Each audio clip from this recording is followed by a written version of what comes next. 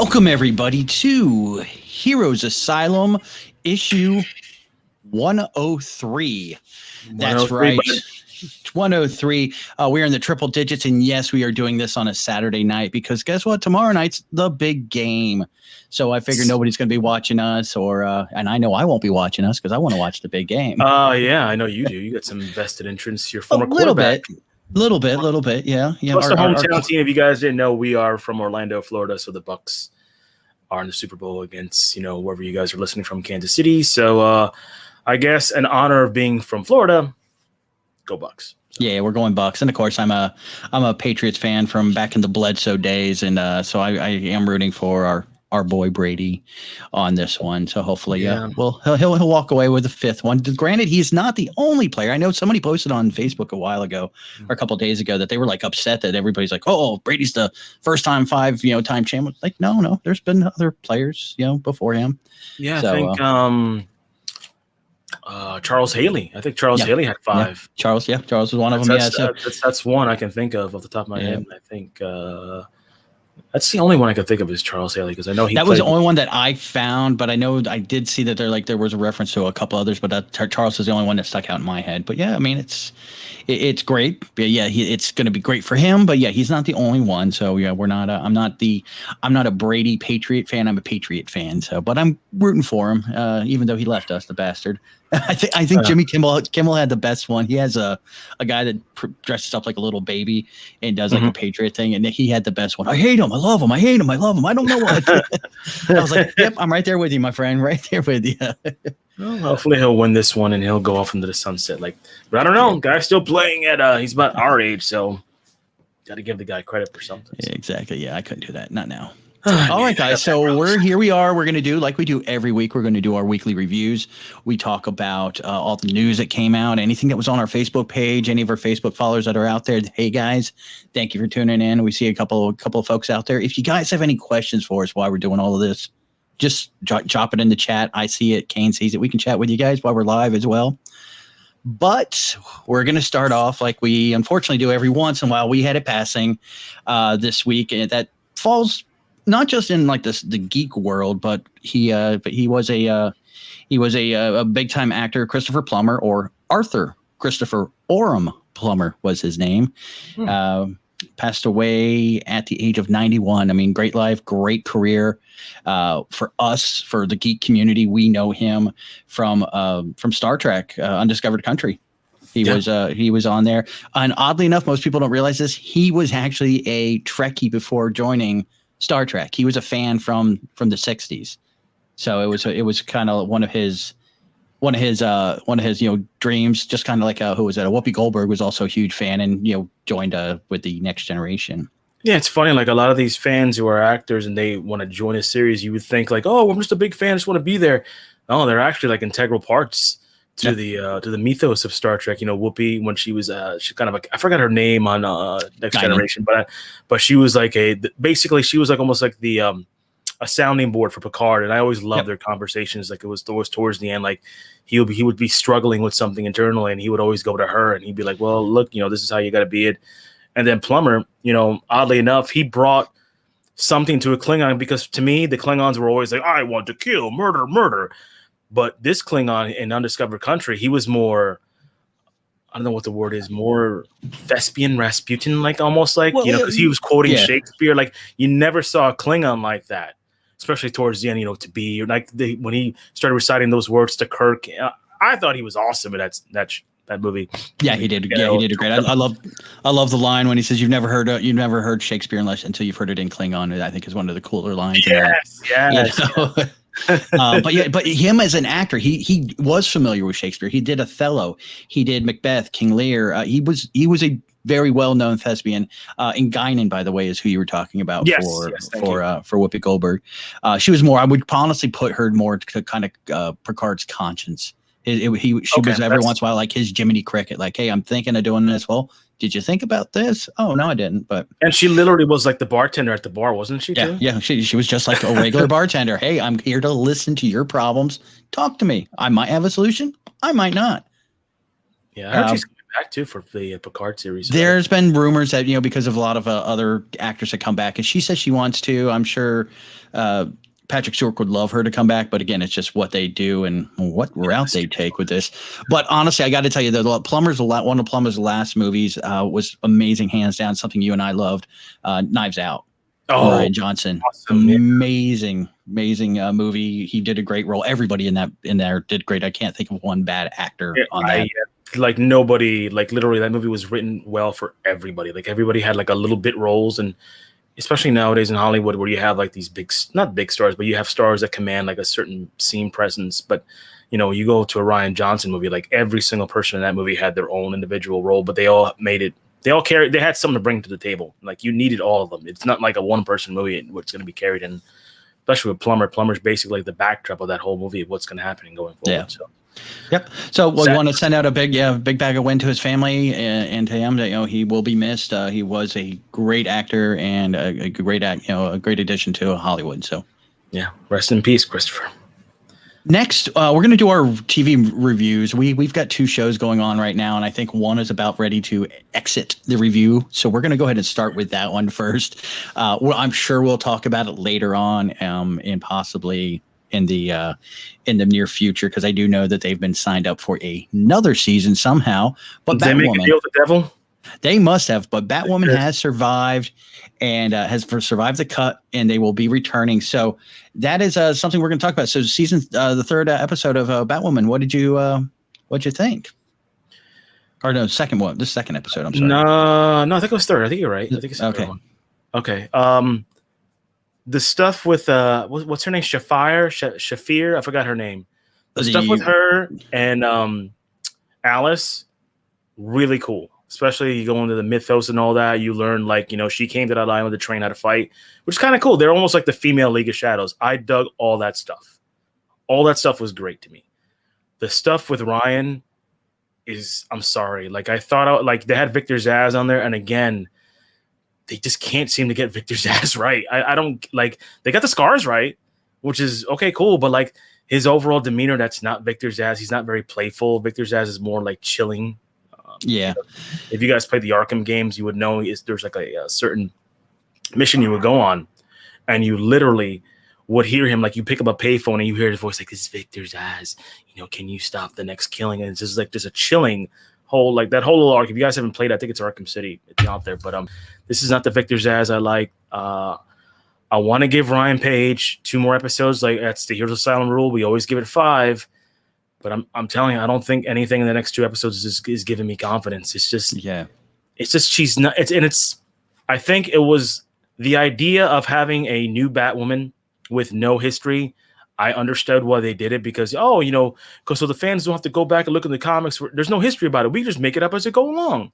But the thing about it is, I think that was a mistake because the biggest connection having to Bruce Wayne was kind of the best part of that. Her Kate writing to Bruce. And now you have Ryan writing to Kate, you don't even know who she is. Why write to her? It just makes no sense, and it's just a disconnect for me.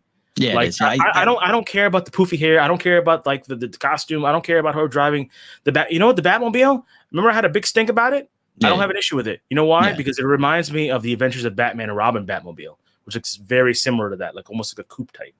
But the disconnect, I'm not gonna watch it anymore. It's called Batwoman. It's not called Alice and the Red Circle Gang or whatever they're just called. It just anyway. That's I think that's the same issues I think that we're having right now, especially with the future state with DC. We talked about this last week. I think DC future state. I'm not connecting with it. You're not connecting with that, and a lot of folks I talk to aren't connecting with it because, again, there's no connection to those people. The ones I connect to are the ones that are really a continuation of the characters we've already known. The ones that, the detective one where it's continuation of Batman, the Nightwing one is continuation of Nightwing. But then the newer players in the game that are taking up the mantles of other ones, the Wonder Woman one, I can't connect with that one. So I think the same thing that happens with Batwoman. We didn't have anything to connect with. And I understand they're trying to pick up the pieces when your main actor bounces so quickly. If they would have had time to seed in this character and then show a relationship with her and Kate, and then Kate vanish, I think then you have great. Something. Yeah. then when she's writing in the journals, it means something. Imagine if Ryan was introduced, like, let's say episode 15 last year, right? A couple episode arc, hey, I saw you out there, you had some potential, goes to some side missions with her. And exactly like you said, maybe they built up a friendship or something. She hires her at the bar, being a bar back or something. And then, hey, I see something. And you see like scenes where her and Luke are talking, like, there's this girl I'm working with, she might be something to keep an eye on. Then you have something. Yeah. And like you said, you eloquently said with Future State and all that stuff, I like connections to the past. You don't have to bring the past now, but as long as you have a connection to it, it's good. It makes me, as an older reader, like, okay, you know what? I can get behind something new because it's connected to this.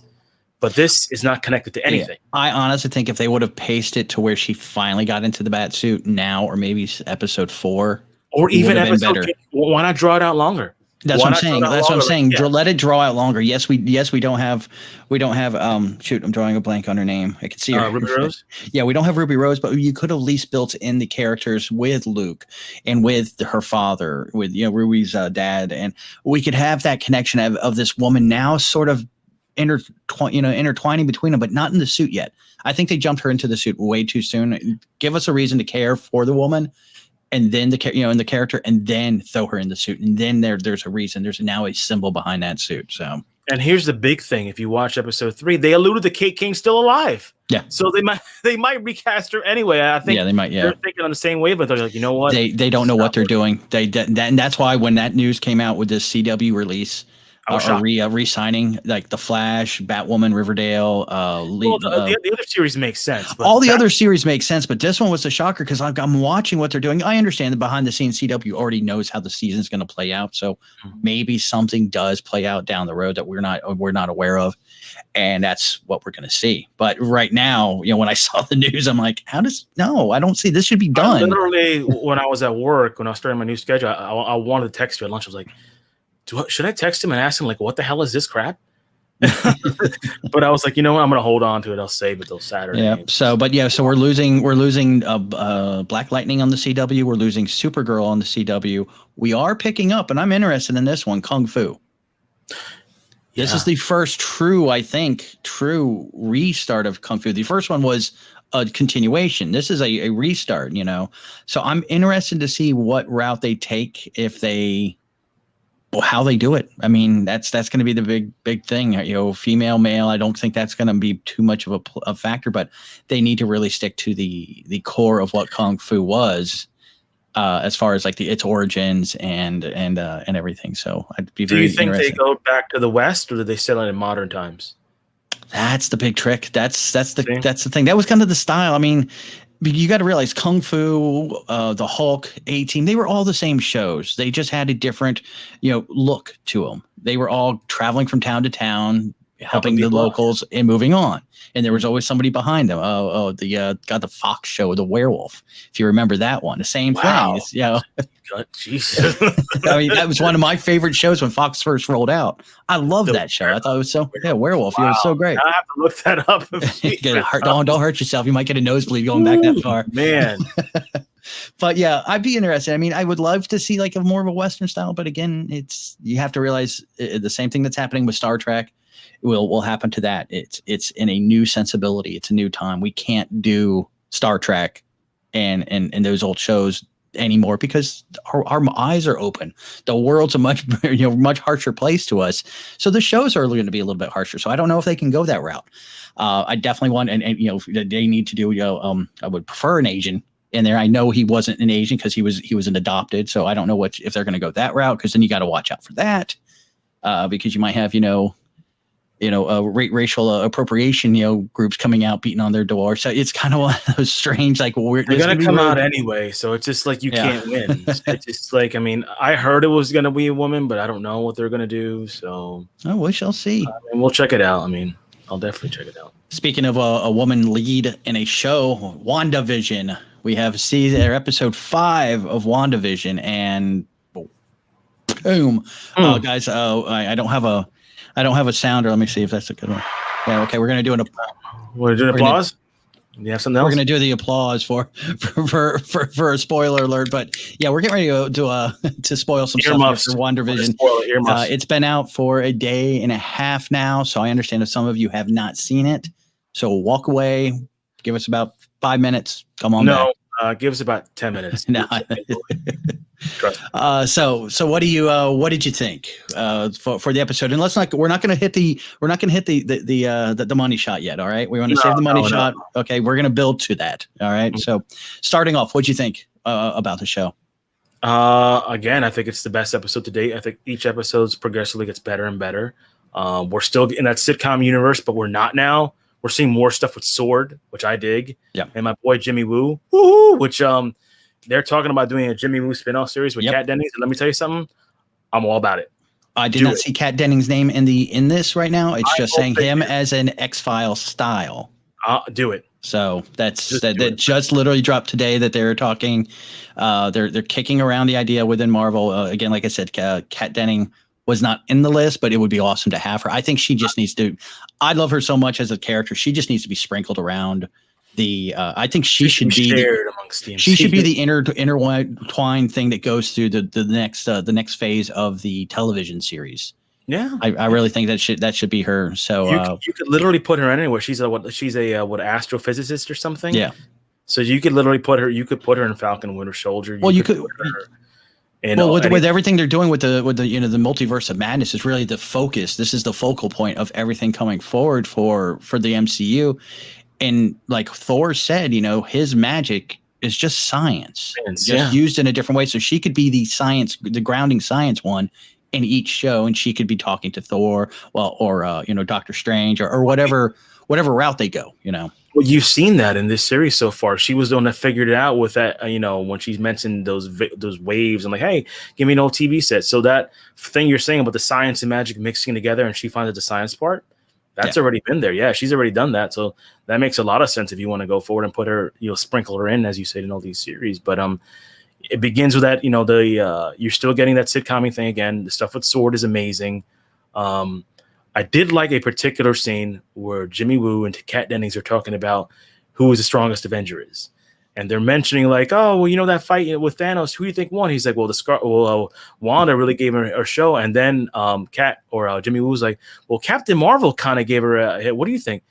And the look on Monica's face was like, she didn't say a word. Yep, instant. So there's going to be more tie-in for her. So I think the Marvel has some beef with Monica Rambeau. Well, no, I think Captain Marvel is the second one. I think we're definitely going to see something, and hopefully we're going to see her maybe pick up the mantle, if not of that character, but of her other characters that she did post Captain Marvel. Spectrum, Neon, or something. She had so many that she did. So yeah, there's so many that she did. But yeah, it would be interesting if she did that. But yeah, I like that fact that there's something there. She knows of Captain Marvel and she's not happy about it. So there's drama that we aren't seeing yet. I heard a theory, which was interesting, on one of the YouTube chat rooms. I mean, take it for what it is, a grain of salt. But what if, and I don't know how this would make sense logistically, but what if, they say that she came back, her mom died of cancer. What if, Elder Rambeau being around, Captain Marvel gave her that cancer, and she didn't even know.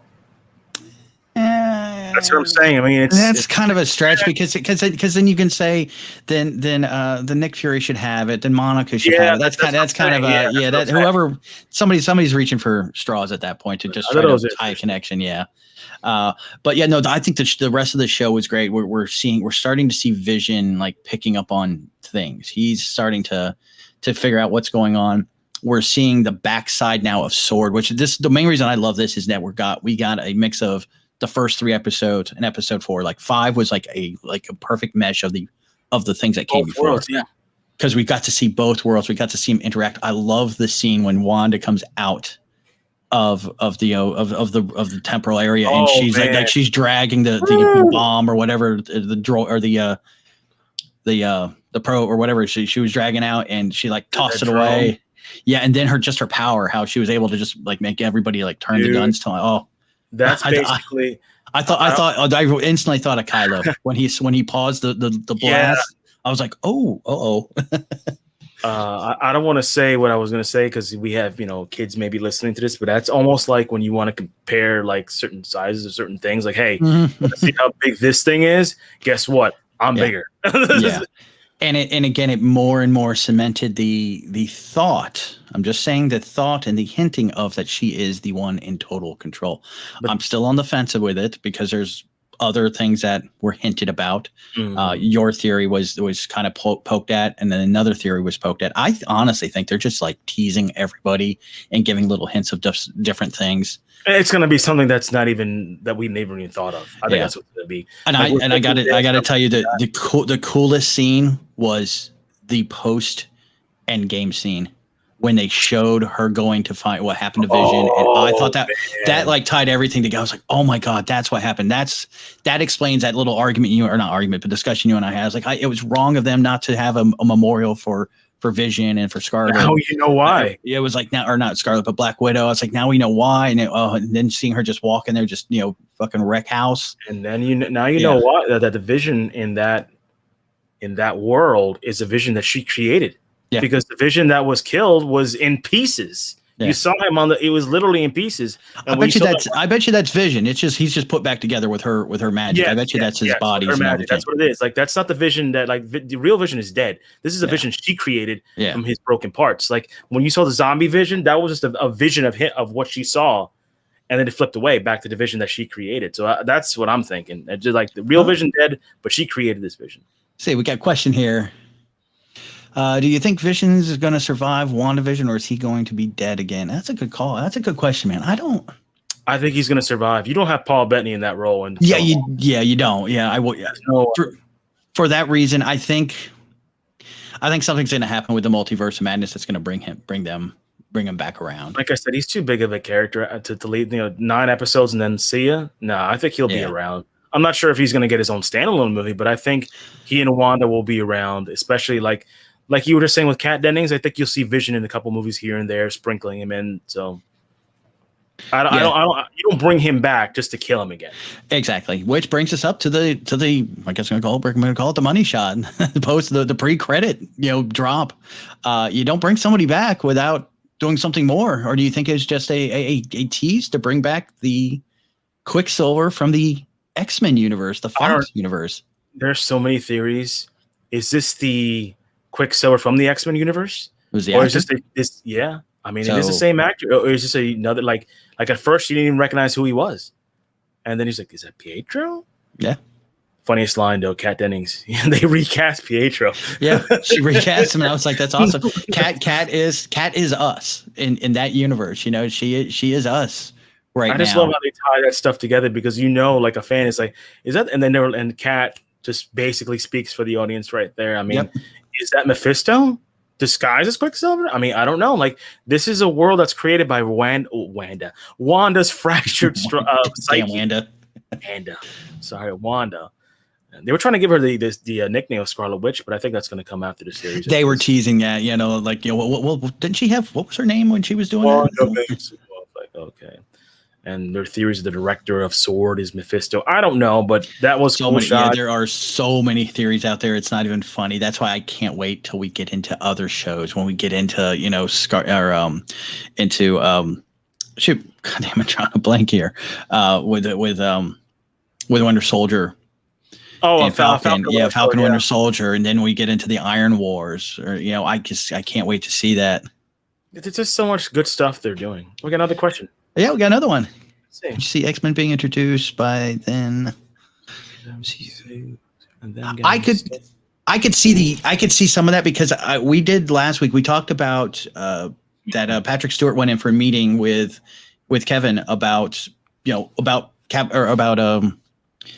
Professor Xavier, and they talked about it. Thank you, Cool, for the questions. Appreciate that. Yeah, thank you.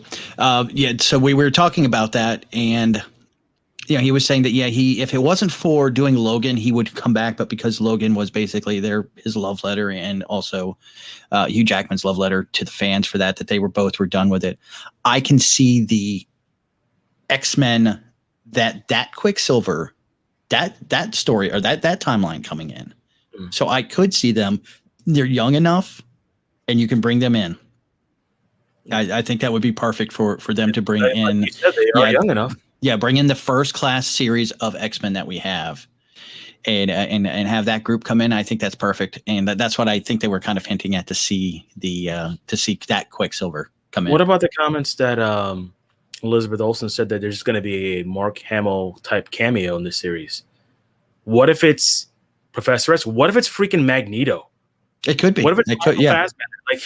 Because I don't think this cameo by Quicksilver was the Mark Hamill type cameo. No, it's great. I think I'm here. What if it was? But that's still. I still would put that. I think so. I mean, crossing streams and that it's crossing that over from Fox to Disney, which we said that you and I argued about this. You're like, they won't do that. They won't. Like, I know I was totally wrong, but they might. I mean, they may. You know, it's like you always say. You always say, in Feige we trust, and you got to trust the guy. He's doing right. He's got the right guys behind him, getting this all done. So hopefully we'll see. But yeah, an amazing show. Yeah, great. I can't wait to see what's going forward because it's like literally like.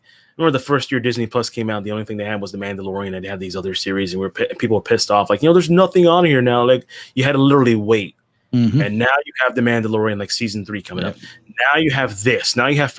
Now you're like I go. You know what? That $9.99 you're spending a month, or $7.99, or I'm getting it for free because I don't know how about you people, but every month is going to be worth it now because now you're getting some good, tantalizing stuff every single week now. So I love it, and I can't wait till we see episode 5, right? Coming up on Friday. No, 5 we just watched. 6 we've got coming out. Yeah, can't wait.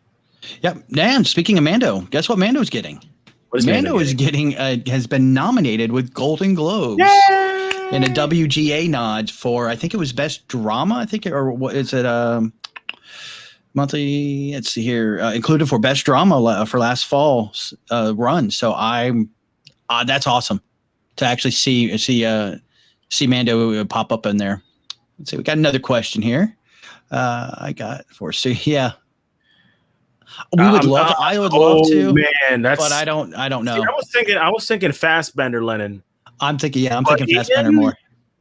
I think, I don't know about Ian. I don't think I don't know what he's doing now, but I think if it's gonna be, I think it's gonna be Fassbender. Yeah, I like your thought process on that. I like it. It's really cool. He's going big swings, man. I like this. Yeah. All right. So we're looking Mandalorian, getting Golden Globe knobs. I think that's great. We've already gotten the comic book world in the Emmys or in the Oscar field. Now we're getting a little nod. So finally, chipping away slowly. They are seeing it's not just fanboy stuff. It's not just kid stuff. There's real drama and real stories behind these things, and that's why you're seeing, like we've always talked, especially on the midnight movies. We've always talked about some of these big actors that we see on showing up for the MCU. They're seeing there's real stories behind there and real heart behind these stories. Yeah, there's not just a mustache twirling, end of the world, same routine that we had for years. Now you're getting, like you said, we're getting stories. We're getting like in depth to characters. Like literally, the MCU built 13 years off of this stuff. Mm-hmm. Yep. And you wouldn't get the actors like Robert Redford. Dude, we got Robert Redford in the MCU film. Yeah. There you go. Well, Redford doesn't surprise me. Redford's one to really support. I mean, he runs the Sundance and everything. He's one I'd always say he's But when he wasn't. But when you're pulling like the other ones, I think were really big for me. Which ones are that? For like Odin's wife. Yeah, Anthony Hopkins. Yeah. Even Renee Russo, she was in there too, and yeah, that's what I'm saying. Yeah, so it's funny, we were talking about with a disconnect, bringing older actors with newer actors, and I think that's the best thing that the MCU does. They bring stuff from the past that you've seen these actors in other things, but they're bringing them with newer people, kind of like the first Thor movie. You didn't know who Chris Hemsworth was. So what do? You surround him with people you do know, right? You know who Anthony Hopkins is. You know who Renee Russo is. Yeah, exactly. Who's the other? Who's Hemdell? You know who he was because I think he was on Luther for a while. So not Housel, but you know who they are, and that's kind of like the Dick Donner Superman thing. You don't bring an unknown, but surround him with talent. Yeah, exactly. Yeah, surround them with the best talents they can find, and that's that'll be your focal point. We got another question here, actually, and hey, Lennon. He talked about a character like Gambit being a big role for the X-Men because of his powers. And honestly, I think so. There is still talks and works in behind the scenes with a possible Gambit. I know there was one working with Channing Tatum as Gambit. I would love to see Gambit in this universe. I don't know how they're going to do it. I think we saw a short film a while ago. I think I posted on the page. Oh yeah, I was going to bring that up. Yeah, that short film, which was amazing. And I was like, if they did a Gambit movie like that, kind of like a heist film, it'd be freaking awesome. But I don't know if they're going to bring him in the MCU right away. That's kind of like I hate saying this, and maybe if you guys are going to get mad. But I think Gambit's sort of like a C character. I don't consider him like in the echelon. Like his whole thing with Rogue kind of brought him up a beat. It's kind of like when you're dating the hot chick, you're a 5 and she's a 10, so you get brought up to a 7. That's kind of what it is with Gambit. No, I like how I put that equation. That's good. But that's basically he's kind of a C level character. I don't see him like down the road. I don't think they have plans for him, but it'd be cool. I would love to see. Honestly, I could see Gambit being the MCU streaming service character. Like when they roll X-Men out, they're gonna roll the big dogs out and do they'll be on the movies. I could see Gambit getting a show. Like him and Rogue doing a show, or just him following through his through the Guild of Thieves and like the backstory in New Orleans. I mean, you can see that whole. Yeah. I got a friend who lives in New Orleans, and she tells me about that all the freaking time. Like, oh my god, like they have these crypts and all that stuff, and then Mardi Gras. Like, dude, that'd be awesome. That'd be freaking awesome. I could definitely see that for Gambit, but. So let's see. What do you got next? I know I pulled a couple of them out. So what do you have? Well, apparently Ryan Coogler has been attached to doing a Wakanda series for Disney Plus. To our boy Chadwick.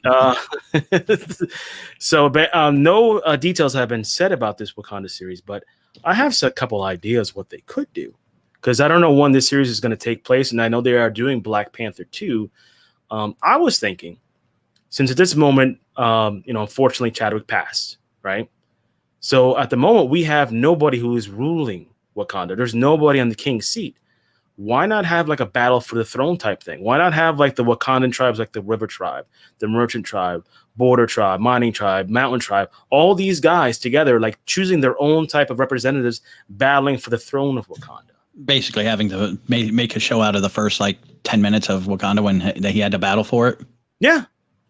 You could do a whole series with that. I think they wanted to get more into the depths of what Wakanda is and what the people are going through. Yeah, and that's you could do that with those individual tribes. You could see how they live, what they're doing, like technology. Like one tribe is living this way. Why does one tribe live that way, and the other one? And you could introduce some really cool Black Panther characters. Like you could do Achabi, you could do Malice, you could do Nojabu. Nojabu is like a newer character. Yeah, he's a former prince of Wakanda. So that's kind of related to the throne. Maybe you throw him in there. Is he related to the guy from Major League?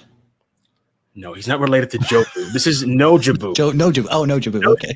It's I honestly think what they need to do is like they were talking about it. What do you he wanted to open the world up to Wakanda, open it up to the world. And they made a comment about having a Starbucks. I think it'd be great to see like M'Baku be like a Batista or a barista at Starbucks. I think that's what the show should be based around. And have like a Friends theme going on with it and stuff. All the 5 tribes. Yeah, we got another question. Okay, Lennon. We got another question. So sorry for saying so much, but no, man, we love this. We love interacting with folks. Keep going. But he'd love to see Punisher introduced in Deadpool 3. Ooh, that's a nice idea. But love the Netflix. Yeah, no, we both love the Netflix series. There is talk. I mean, we've already seen it right now. With Daredevil, Charles, what's his name? Charlie Cox. We're already seeing him. He's going to be in Spider-Man 3. We already know that. But there's talk of him coming back into one of the streaming services. She-Hulk. I think it was talk because Christian Ritter. Yeah, because she's an attorney. What makes more sense to have her and Charlie, battle it out in the courtrooms as well as maybe and you could literally see like She-Hulk representing Christian Ritter's character. I forgot her name, man. What was her? Jessica Jones. Yeah. Like Jessica Jones is always in trouble with the law, so why not have one of them represented her in a court and battle. they're talking with her as well now. So again, I think we're going to see, like, I don't know what your kind of your idea that you do like the Netflix.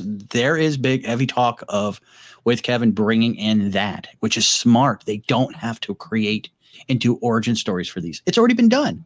They don't have to spend the money to make these characters anymore. They all they need to do is just drop them in a story, and bam, there they are. We know who they are. You know who they are. You know, anybody that's ever had Netflix knows who they are. And they live in that world too. They don't, I mean, they never said about it, but they talked about the incident. They talked about a guy with a shield, a green guy. So it was never mentioned by name, but they're in the world. We know they're in the world. So, and it's the easiest way. Now, to throw Deadpool in there with the Punisher would be kind of interesting, because you talk about like two opposite sides of the coin. You have, John Berthel's Punisher, who's grizzled, mean, former war hero, no war hero, but just war person. And then you got Deadpool. I think it's like it honestly, it literally would be him and Cable. It would literally be like him and Cable, because you've got the same kind of characters. Punisher's a little bit darker though than Cable. Yeah, he is. Yeah. That's the thing, and I think it'd be more fun. Can you imagine him trying to make the Punisher laugh? Oh, yeah. He's hysterical. Him showing up like crime scene, like, "Hey, what are you doing? You gonna kill my boss today? Come on, we don't want to do that today, Frank. Shut up!" Like just like weird stuff like that. Yeah, that'd be kind of cool, because it would basically be the relationship that I wanted, because they didn't really have that with Cable in that movie. I thought he was good. Cable was Josh Daniels. Josh Brolin. I thought he was a good Cable, but I just thought he didn't have enough of a relationship with Deadpool in that movie. It was like it was there, but it wasn't like at the end. It was there, like when he's saying, "Oh, I'm going to give you this," when he's doing his death speech, which I thought was great. I mean, but just have it with this character, I think it'll be a little bit better, because he's so grizzled, and he doesn't smile at all. But good. So I got a question for you. What do you think? Justice League being R-rated movie, do you think that's forcing? You don't need it to be R. I think it is a force. And who rated it, by the way? Let's see here. It's not going to theaters; it's just going straight to streaming. So I don't know. You still have to put a rating on it. Even television shows that go out into regular networks, you have to have a rating of some sort too. And I'm gonna say this, and I'm a big Justice League mark. Oh, I know. Yep, you're the big one. I think it reeks of desperation to make it R. It just says like, I'm not the one that said it. You are. It does. Like I'm saying, and look, I want to see the Snyder Cut more than anybody. I was one of those people who voted to see it. But to me, it just reeks of desperation. Like, hey, please, it's going to be rated R.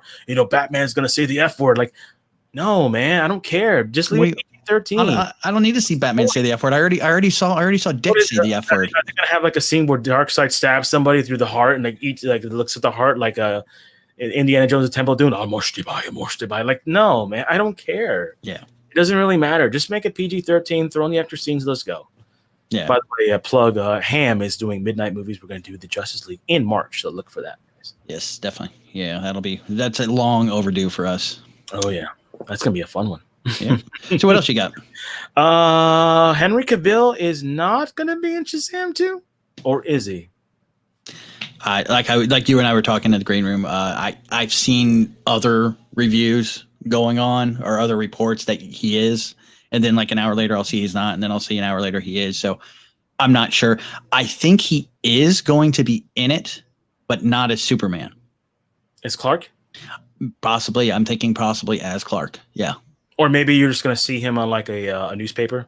Maybe that's one of the reviews or articles I read, was they were talking that he will be there, just not as what we think he's going to be at. Because you know how they do it. Whenever an actor that played a character is going to be in a movie, they're like, oh well, he's going to be in there playing the superhero role. No, he might just be playing his secret identity. But everybody's like, oh, he's playing Clark Kent, Superman. No, he's probably going to just play Clark Kent. And just have it that. And I think that might be what we're going to see. That's why I think we're getting two mixed things going on there. Well, are they going to explain how he's alive? Clark Kent, because, they had a whole newspaper thing that he died. So I'm just wondering, they had a funeral for him and everything. And, they're they kind of have to explain it. Well, just like they explained it in the comic books. Like we're going to forget about it? Well, no, in the comic books, what happened, I know they can't do it in this world. Well, maybe they can now, since they are introducing a Martian Manhunter into Justice League. They had Martian Manhunter dress up or change to look like Superman and Clark went and dug himself under. You know what? Under the rubble, and they're like, "Oh, look!" And then they're, "Look, we're taking pictures of Superman and Clark Kent together." End of story. Okay. Done. That's fine. Until you become Michael Bendis and you screw that up. Two together when I thought about Martian Manhunter. Sorry. But again, he's not introduced in the world yet, but he is. There's talks with him in the Justice, and I don't know how much, or in the Snyder Cut, and I don't know how much. Let's see, we got another one from Lennon, man. Let's see here. I'm not the biggest fan of the DC movies. It's okay, not everybody's, It's a fresh restart, like a new Batman. But and keep the rest except Joker. Well, I think that's what they're doing, Lennon. I mean, if you watch the DC fandom thing that came on a year ago, they had Walter Hamada on there. They had the guy in charge of the CW shows. Berlanti was on there. And they had, I think Jim Lee was on there. Yeah, Jim Lee. Well, Jim Lee's president. They basically they discussed this whole question by saying that all these movies take place on individual universes. The Batman film by Matt Reeves takes place in one universe. The Snyder Cut film takes place in another part of the universe. It's all like different multiverse. They basically admitted the existence of the multiverse there. So you can. I mean, I think you're going to still have connectivity on these universes somehow, but there's a multiverse of stuff. And I agree. Like the Joker film that you don't like, it's a part of another multiverse. It doesn't exist in the current mythos and anything. It's part of its own world. If you're familiar with, you may not be familiar, you may not like the DC movies, but if you're familiar with anything DC Comics, there's the Elseworlds where they have different things taking place, or just even in the CW where they talk about the multiverse. These are multiverses. That Joker exists in his own little world. There's no Superman, there's no Batman yet, but it's just Joker right now. And the same thing, goes for when you look at Suicide Squad, the movie beforehand with not James Gunn, drawing a blank on the actors or the director's name. But the first one with Will Smith, that movie, that's going to be standing in its own universe. But I think it's still hinted into this one. So yeah, it's kind of one of those things. They are trying to crossover, and they used to never do this. That was something that Warner Brothers and DC had a stamp that said nobody can, if television has a plan for Superman, movies can't touch them until that time runs out. And that used to cause so many problems. And that's why we didn't get a lot of shows or in movies from DC and WB, because for years it would be locked in development. And they were too tight in their continuity. That's the thing. Yeah. They always wanted to keep it one central thing. And when we saw this last year, I think you and I were just cheering like, yes. Well, I'm cheering that they're loosening up. I think they're getting a little too loose, because I think it's something I've always mentioned is I think it's going to confuse your casual moviegoer. And then if you confuse the casual moviegoers, they're not going to want to go because they're not sure which one we're going to see. I think they just need to tighten up a little bit, and I think they'll be fine, which I think is what they're doing. Right now they're in the corrective process, I believe, to correct whatever freak out they had when Justice League crashed and burned. They're like, oh my God, we got to change everything. No, just you tripped. Pick yourself up, brush yourself off, move forward, stick to your plan. I think if they would have stuck to their plan, they would have been doing just fine right now. But I agree. So Marvel, going back to Marvel, Blade just announced that they're getting a writer Stacey Osia Kofauer. I'm butchering that, and I do apologize. But she is a writer from Watchmen, the HBO series, which I was in love with. Loved Watchmen. I love the issues. It's talked about the political and the cultural issues, and I think that needs to be in Blade a little bit because of the character he is, and that he is a person, a great character in two worlds. He is he is the Daywalker. He's half human. He's half vampire. And what better way to also, direct and kind of talk about, some racial issues with being half and half as well. I can see her doing a lot of great undertones of that story. Most people forget they get all mad when they see Star Trek nowadays putting political stuff in there. It's been there. Do you not? It's been there since day one. That's what Gene Roddenberry did. He could not talk about racial issues or political issues, but he spoke through it through his. But he spoke through it. I think I'm trying to remember. I can't remember the name of the episode, but the episode where it was one race had white face on this side and black face on the other, and the other race had black. They were mirror images. He was talking about race. But he got away with it because of science fiction, and I think even today we still need to talk about those things. That's what sci-fi has always been. It's always been a way of talking about what's in politics. It's almost been like a little metaphor, almost not a metaphor, Mm-hmm. but like a hidden thing. Like, hey, we're not talking about this, but we are kind of talking like this, but we're talking through this. Mm-hmm. So that's been the way since forever. So it's nothing new. Yeah, no, it's nothing. We've seen this before. So, but yeah, I'm looking forward to seeing her go on there. Like I said, I thought how that writing group. I know it wasn't just her, but she was a writer for Watchmen. I loved how they picked up the pieces that Watchmen left and went, okay, we're going to go, 20 years. I think it was. It was like 30 years or 30. Was it 30? Okay, I can't remember the exact time frame, but they jumped ahead and they picked up the pieces and continued on with a great story, and I love that, and I can't wait to see what. And again, do here. The thing about that Watchmen series is they took stuff, the connectivity of the past, and they brought it to a newer audience while bringing in new characters. There's the formula right there. That's going to make me watch it. Like you had Ozymandias on there. You had Dr. Manhattan on there. Spoiler if you didn't watch it. You didn't have Rorschach on there, but you had a themed Rorschach, almost like terrorist group, which I thought was awesome, which is great. I think you had Saturn Girl on there. That's her name. She was a little bit older, but and they alluded to Night Owl. He wasn't there, but they alluded to him being in jail. So there's a lot of connectivity down there. And I thought that's what was so good about it is they brought these newer characters on there, plus the racial issues and the tones and all that, which I thought fantastically wrapped up in the end. And that's why they're not going to do a season 2. I know people have talked about it, but it's like one of those things I'm going to have to piggyback on you, not literally because, I'm 185 pounds, but that's one of those series that, when it's kind of like you said with The Boys, you thought it should have ended after season 2. Yeah, I think this Watchmen series ending after one season is perfect. You don't need to make season 2. Yep. Same thing they did with Legion. They did that with Legion. They did it with Battlestar Galactica, the reimagine. They had a beginning and an end. You stuck to it. You just do it, and I think that's perfect. And the showrunner for Watchmen, made that comment. Listen, I told my story. I got in. I got what I needed to do, and I'm moving on. And that's perfect because that leaves a legacy right there. A perfect season done. Yeah, you don't need to go forward, even though they're throwing truckloads of money at him to do it. But Damon Lindelof is like, no, I don't want to do it. Yeah. Good for you, Damon. Good, yeah. So what you got next? Hey, do you remember the man who dropped to Earth? Yes. Yeah, that's the old one of David Bowie, where he's like the alien drops from Earth. Not the man from Earth. That's the one of the hand reviews or hand things we did a while ago. But they're doing a reboot, and Chiwetel Ejiofor is going to be playing the David Bowie part. So nice. So it's going to be either a streaming service or a movie. They don't know yet, but it's one of the two. But like we always said on the show, anytime you get talent, never a bad thing. And Chiwetel Ejiofor is one of our better actors right now.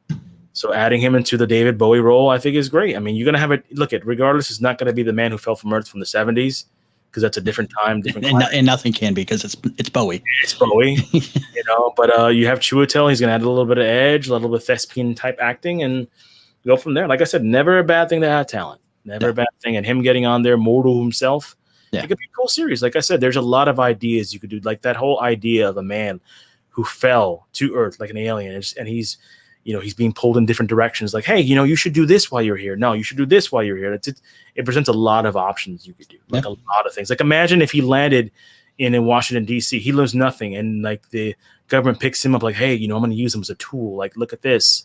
Or what if he lands in like Kansas? You have the Superman thing. He's like, this is what America's really about, like family and all. Like, there's a lot of things you could go in this.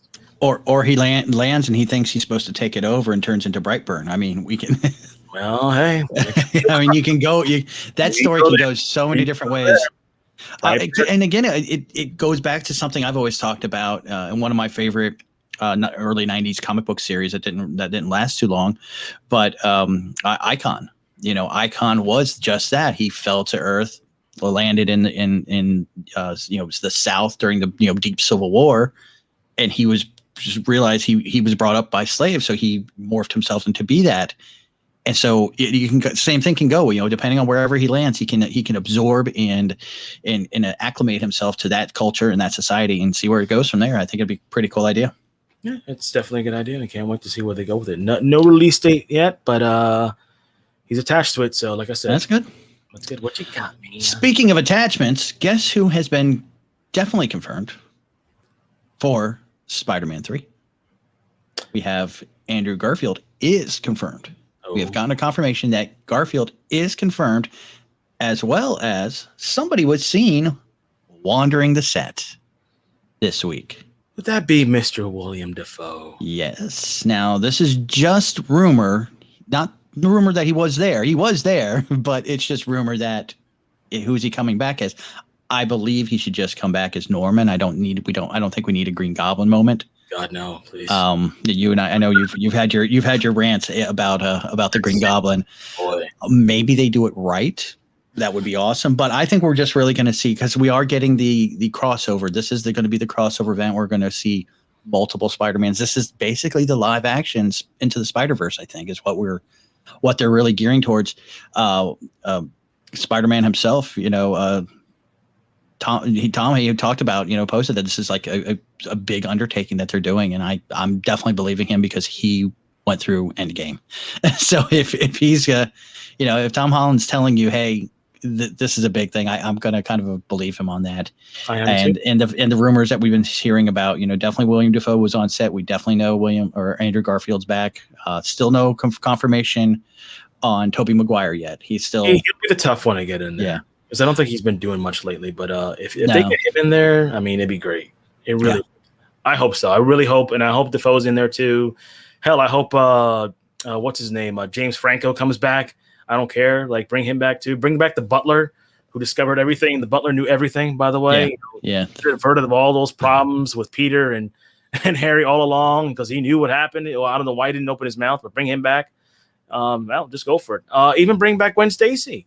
I'm not sure if there's any rumors about her. I would bring her back. I think there is. I think there was rumors with bring back Gwen and that Spider-Man from Amazing Spider-Man, which I got to be honest, I would prefer that than the Tobey Spider-Man, to be honest. I have nothing against Tobey. To me, Andrew was a better Spider-Man. Yes. I know. My son, if he hears this, he will lynch me, and do patricide. But yeah, I think Andrew Garfield was a better Spider-Man. I think we've talked about that before. Andrew was always the better Spider-Man. Tobey was the better Peter Parker. That's always been my thing. Yeah. And Tom is a hybrid of both. That's why he's so good. We get another question? Yeah, I did. Sorry. I'm sorry, Lennon. I kind of I was so involved in what we're doing here. So who would you like to see set up a main characters as Cap, Iron Man aren't there anymore, including the X-Men characters or the Fantastic Four? Well, you throw the Fantastic Four in there. That's right there. That answers the question for one of the lead characters. I would definitely say Reed Richards would be like I think we need a lead on that side, especially if they can get Krasinski to do it. Because I think he's the one that should. He should do it. I don't want the young Reed Richards. I want a grizzled Reed Richards. I want an intelligent Reed Richards. I want a guy who knows his shit. Well, Reed Richards is smart. He's supposed to know his shit. So. Yeah, I'm just saying, I don't want to I just don't want a punk kid like we got in that other Fantastic Four. I want a guy who knows what he's doing. I want the Fantastic Four to be older, not younger. I don't want them to be baby kids. So yeah, I would like Reed. I mean, I don't think we're gonna see the X-Men for a while. I know I'm saying that, and we just had Quicksilver show up on freaking WandaVision, but then again, I could be wrong. I could be dead wrong. Like they keep saying the X-Men are years away, but we got Quicksilver. I mean, who's this cameo in WandaVision we're going to see later on? Yeah, exactly. Yeah, we still have that cameo that they're talking about. So I don't know. I mean, Fantastic Four is like the obvious choice. But I think he's saying like main characters like Cap and Tony were. I don't know. I would do you could do Captain Marvel would be one. Well, they were hinting at Captain Marvel. Yeah, Captain Marvel and I can see Captain Marvel and Reed if they are going to go that route because we do know we're going to get the Fantastic Four before we get the X-Men. Other than the one we've gotten, but the full X-Men. They're just talking about getting them rolling in now. So I mean it's. Yeah, I could see Reed and I could see Captain Marvel, and I could also see Bucky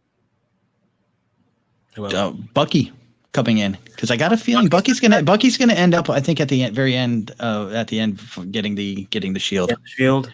I think that's what the whole story is going to kind of roll around. Is Falcon? Yeah, is he gonna feel like he's good enough and strong enough and the right man for the job? And I think Bucky's just gonna grab it. That'd be a good one. Maybe we'll see Old Man Cap again. Yeah, maybe. We should. Dirty old man. Dirty old man having sex with his niece. Oh boy. And Lennon, I'm not going to bring up your question, but I too am one of the few that was a fan of the Iron Fist series. So you're not alone, my friend. I got your back on that one. He did. He was wanting to say that them coming back, and I know it'll never happen. But like I said, I want you to know I enjoyed it. Yes, it was an Iron Fist from the comic books, but what we got, I enjoyed. Yeah, season 2 was better than season 1. That's all I can say. I like season 2 better. Yeah, season. But it wasn't season 1, so yeah. So what, you got anything else on your list? No, that's all I got. That is it. That is it for me as well. Guys, make sure this week on Ham, our Heroes Asylum midnight movie, we are going to be doing Into the Spider-Verse. So that way, you guys, if you guys are interested in checking it out, we're kind of following in the not the theme of the theme of the month with a Black History. So make sure you guys do check out. It's a fun movie, especially when Kane and I get into it. Well, I go off on a little tangent at the beginning. I thought about editing out the tangent. No, don't. I left it. I was like, yeah, no, let that stay in there. And I can look like the idiot later. But last week we did do a movie review to one of my 90s dirty little secrets, and I think Kane's little dirty secrets, Mortal Kombat, with the announcement of the new Mortal Kombat movie dropping here within just a few months on HBO Max. Kane thought it was proper to go ahead and do that. So make sure you guys do check that out on our Heroes Asylum midnight movie page. You can find that at the same place for ours. You can go to the pod page or podpage, podpage.com / and you can find it there. And so that way you guys can check that out. The Kane's got, God, I think you're up to 80 shows right now, I think. That's a lot. Maybe, yeah, you're up there. You're up there quite a bit. So there's a whole bunch of midnight movies and reviews there. And he's got a plan for the whole rest of the year, month laid out. The man's on point right now.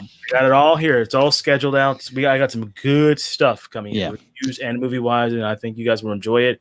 We're gonna put a couple polls too for Patreon, especially so I think we'll have a couple free weekends here and there. So if you guys like a movie and you guys want to join us, just send us a direct message or post on the Facebook page, and maybe you'll jump in with us and talk some movies and have some fun. Cocktails. That's all we do. And yep. So make sure you guys do check out those pages, and you can also check us out on, like I said, our Facebook page. We are doing our daily, every day on Facebook. We do run an event, like a little theme for each day. So make sure you guys do check that out. We always like do some Throwback Thursdays, Friday Night Fights, where you guys can vote on who would win in a battle. And of course, my favorite is always Titan Tuesday. That Kane always comes up with something fun for that. I always do. I always go deep dives. So if you guys are expecting Wonder Woman or Superman, we're going to introduce you to some new characters, some deep dives. We do like Arm Fall Off Boy or whatever. So you'll see some. Yeah, you did. I was like, what?